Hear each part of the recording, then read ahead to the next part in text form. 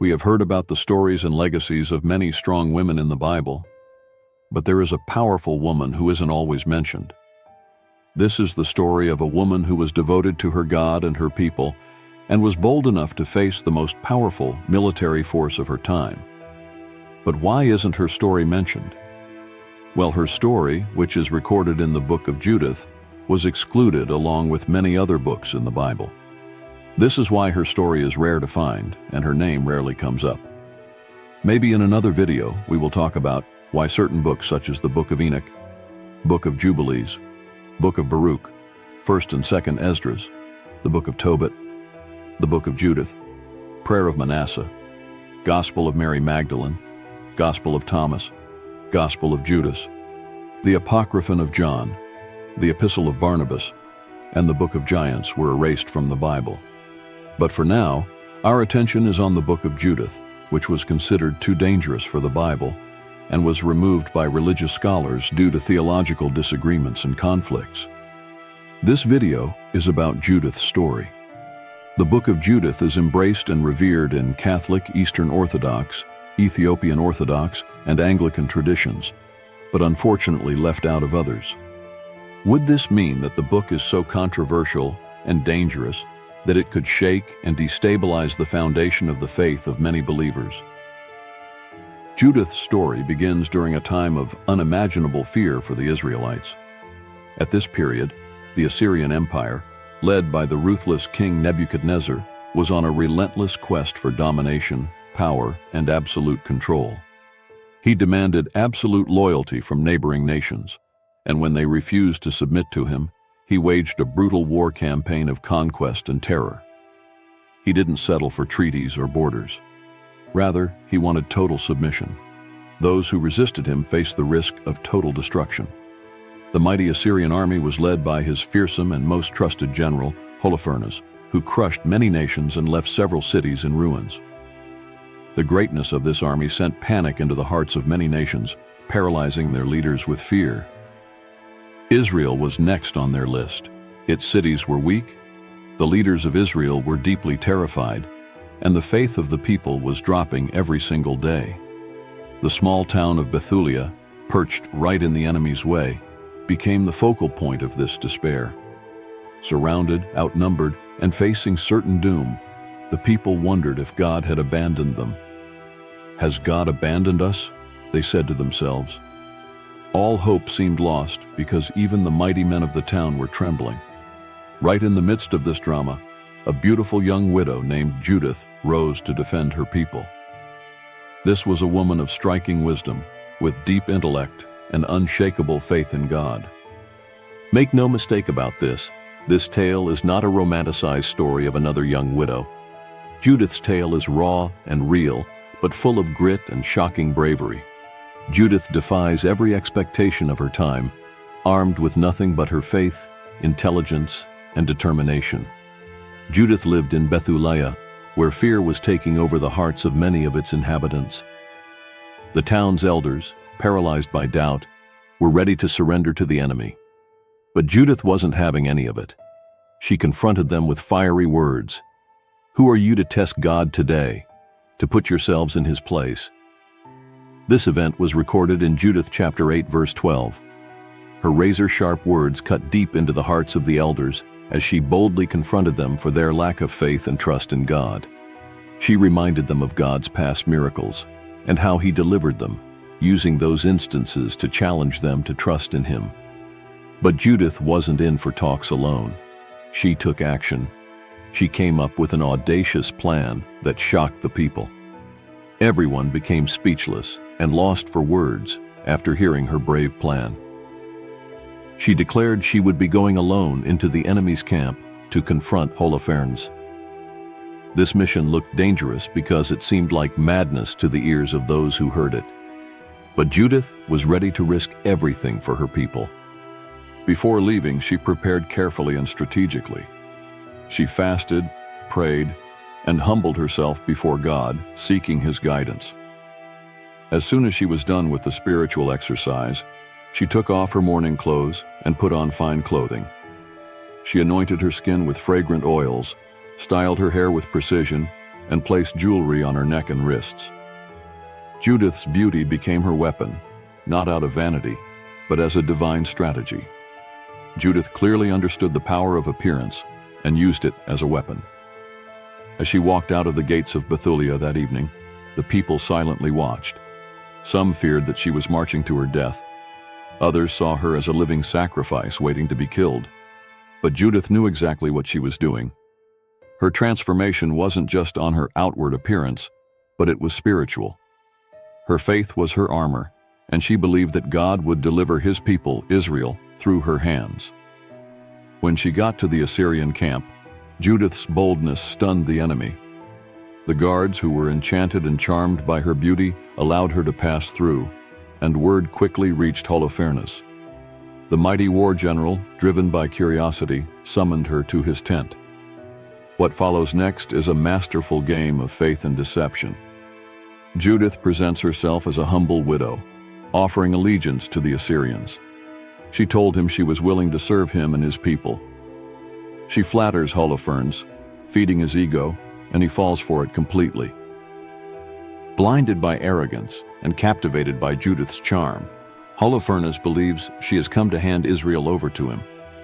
But Judith was playing a game. As it stands, she was in perfect control.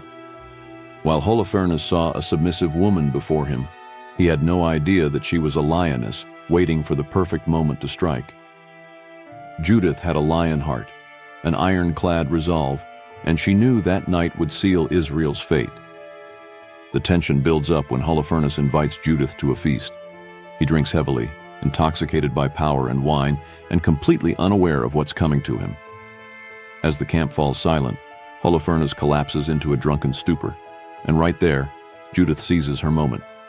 She took up Holofernes' sword, and she struck him with precision, ending his life in a single blow. That was his end. The mighty general is no more. Judith beheads Holofernes and places his severed head in a sack and leaves the camp under the cover of darkness. When she returned to Bethulia, her townsmen and women erupted in victory cries. They saw the head of their enemy, and that was proof of God's deliverance. Just a few moments ago there was despair, but now there is hope. In case you didn't understand the magnitude of this victory, allow me to give you background information on Holofernes. You see, Holofernes was a no-nonsense army commander. He was King Nebuchadnezzar's most trusted general and the unstoppable force behind the king's ambition. The mention of the name Holofernes brought fear into the hearts of the nations and people who dared to oppose him. Holofernes didn't negotiate. He didn't show mercy. He marched on, conquered, and brought ruin and destruction upon any nation in his path. The Assyrian army moved like a tidal wave, a massive and disciplined force under his command. Cities that dared to resist them were wiped out, and their people were either slaughtered or enslaved. Those who surrendered and submitted were spared, but allowed to live as vassals under Nebuchadnezzar's crushing rule. In ancient times, a vassal was a person who was granted land by a lord or king in exchange for providing certain services to the Lord. The message was clear and simple: defy us, and you'll be destroyed and wiped out. The Assyrians were advancing at a remarkable speed, and by the time they approached the borders of Israel, they seemed indomitable. For the Israelites, the situation couldn't be worse. They had been hearing reports of the Assyrian conquests spreading like wildfire, sowing seeds of fear and despair in their hearts. Israel's leaders were clueless. They were unsure of what to do. Although they prayed, they weren't really convinced about their prayers, and their faith was staggering. They watched as Holofernes' army marched on and approached their gates like an unstoppable storm. The small town of Bethulia was Israel's last line of defense. From all indications, the military might of the town was small compared to the mighty Assyrian army approaching them. Holofernes had crushed bigger nations, so Bethulia was just another minor obstacle on his path. He ordered his army to besiege the town, disconnect its water supply, and isolate its people. This strategy, although cruel and ruthless, was an effective war tactic. Days turned into weeks, and the people of Bethulia became famished and weak from thirst and hunger. Desperation set in, and their morale crumbled as the Assyrians showed no signs of stopping. Holofernes, cold and calculating, waited. He knew that desperation would eventually break even the strongest resolve. Right inside the walls of Bethulia, fear and doubt had taken over the hearts of the people. The town's elders, who should be pillars of strength, were overcome with doubt. They questioned whether God had abandoned them and began considering surrendering to the Assyrians so their lives could be spared. Their once stable faith had crumbled, and their courage was replaced by fear. It seemed Bethulia's fate was sealed already, even before the battle began, and Israel would fall like so many other nations under Assyrian rule. But not everyone has given up.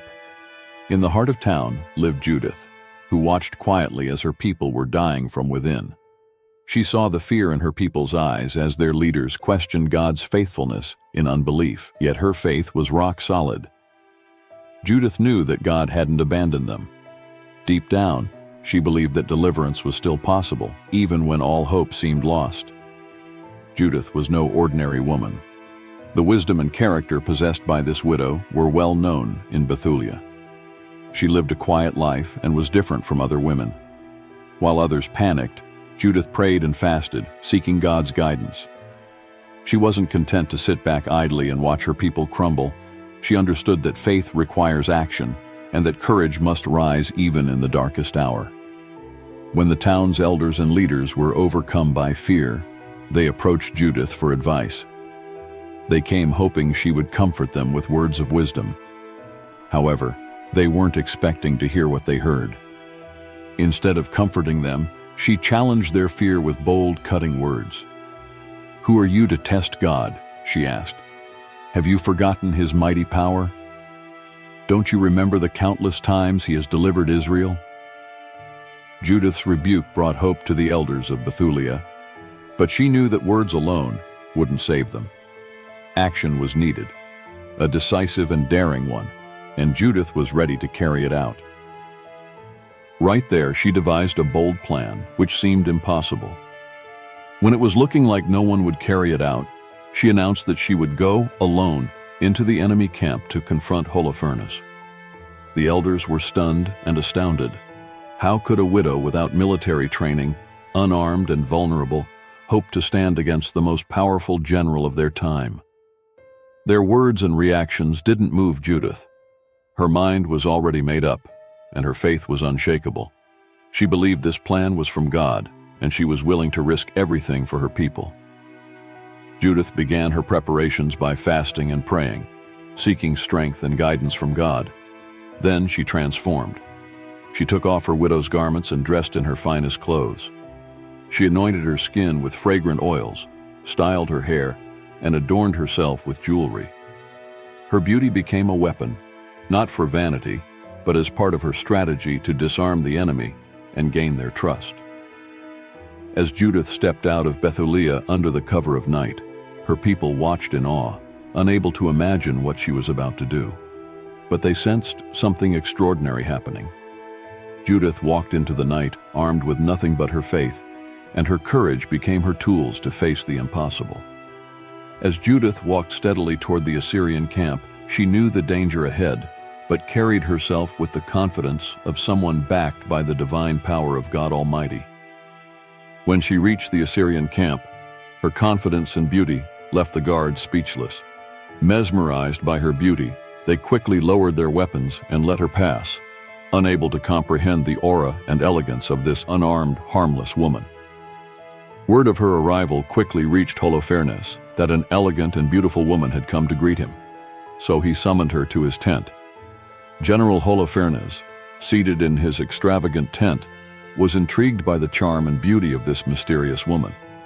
He was used to fear and submission from people, but the boldness and courage of this particular lady captured his attention. She was escorted into his presence by some soldiers, and at that moment, Holofernes, a man who had crushed countless cities and commanded powerful armies, found himself enchanted by this widow from Bethulia with radiant skin and immaculate beauty. Judith kept her composure. She spoke softly, presenting herself as a humble woman seeking refuge. She claimed to have fled Bethulia, saying her people were doomed, had lost faith in their God, and would soon fall into the hands of the Assyrians. She understood the power of words and chose them carefully. She blended truth with strategic lies to appeal to Holofernes' pride and arrogance. Then she offered to help him, hinting that she knew Bethulia's weaknesses and could guide him to an easy and smooth-sailing victory. Holofernes is intrigued, enthralled, and flattered at the same time. To him, Judith is no threat, but a useful tool and asset in his conquest. He invites her to stay in the camp, assuring her safety and comfort. Judith accepts his invitation, knowing that every moment she spends there brings her closer to her ultimate goal. Her calm demeanor hides the fierce courage within her. Even though she was surrounded by enemies, she remained steady on the inside. In the days that followed after that evening, Judith tread carefully, knowing fully that she was in a dangerous zone. She was respectful and humble, speaking to Holofernes with deference while observing everything around her. She studied the camp's layout, routines, and weaknesses. Her beauty and intelligence charmed not just Holofernes, but also everyone in the Assyrian campground. She became a trusted presence in Holofernes' circle. The general, blinded by arrogance and infatuation, failed to see the danger under his nose. As the days passed, Holofernes grew more confident and was fully convinced that Judith had abandoned her people and her God. He felt she was under his control. To him, her allegiance to him was proof of his impending victory over Israel. He decided to celebrate his impending victory over Bethulia by planning a grand banquet. He invited Judith to the feast because her presence was the symbol of his triumph. She accepted, knowing this feast would provide the opportunity she had been waiting for. She knew this was her moment to act. The night of the banquet came, and the entire camp was buzzing with music and laughter. The general, Holofernes, sat at the head of the table, drinking heavily and enjoying the moment. Judith sat quietly, calm and composed. To the general, she was a prize, a sign of his conquest and dominant power. But to Judith, he was the oppressor she had come to defeat. As the night dragged on, Holofernes became drunk and careless. His laughter boomed as he became increasingly intoxicated, his arrogance on full display at the feast. The atmosphere was charged. Judith remained watchful, waiting for the right moment to strike. Finally, as the camp grew silent and Holofernes fell into a deep stupor, she knew her moment had come. She approached Holofernes, who lay unconscious on his lavish bed. She took up his own sword, a symbol of his power, and with a swift, decisive strike, she decapitated him. The oppressor who brought terror to nations was dead. Judith placed Holofernes' head in a sack and stepped out of the camp with her maid under the cover of darkness. The Assyrian guards, still captivated by Judith's earlier charm, didn't question her departure. They had no idea their leader lay lifeless in his tent. As Judith and her maid made their way to Bethulia, the weight of her actions began to sink in. She had done the impossible, not through strength, but through faith, courage, and wisdom.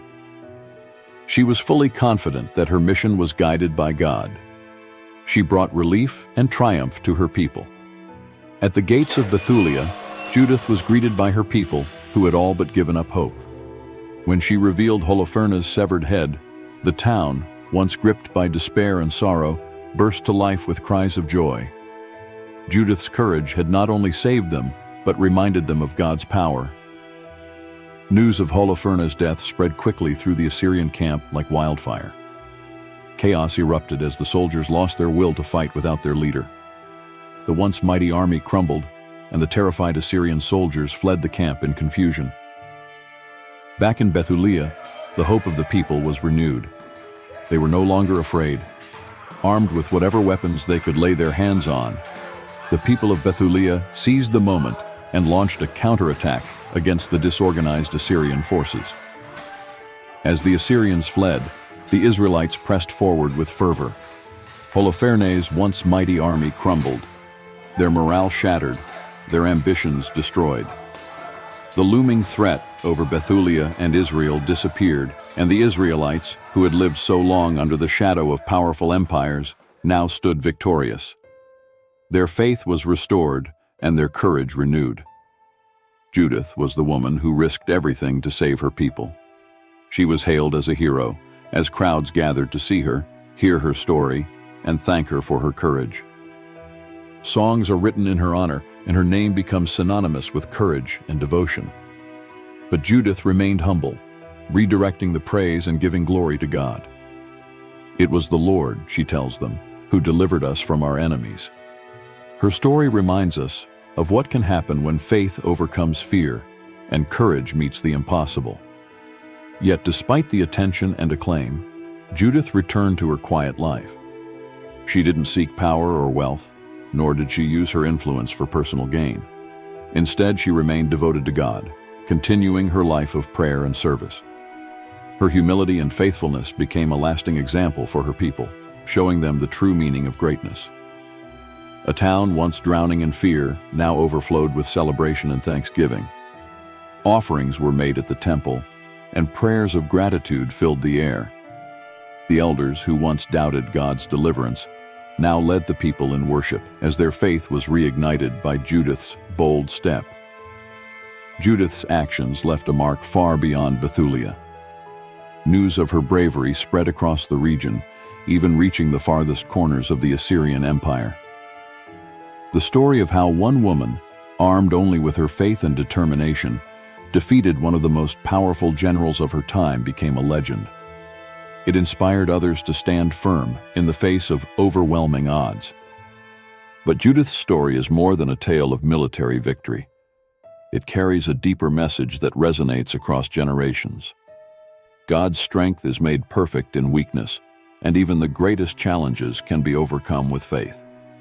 Her life becomes a testament to the truth that courage is not the absence of fear, but the willingness to act despite it. As Bethulia rebuilt, the people continued to honor Judith. They held feasts in her name and passed down her story to their children, ensuring her legacy was never forgotten. Though the Book of Judith is not included in all biblical canons, its powerful message of faith and deliverance endures. The book challenges readers to imagine what can be accomplished when faith outweighs fear. In the years that followed, Judith lived quietly in Bethulia. This young widow of Bethulia never remarried. Instead, she lived a life of consecration, dedicating herself to God and her people. As Judith grew older, she continued to inspire more and more people.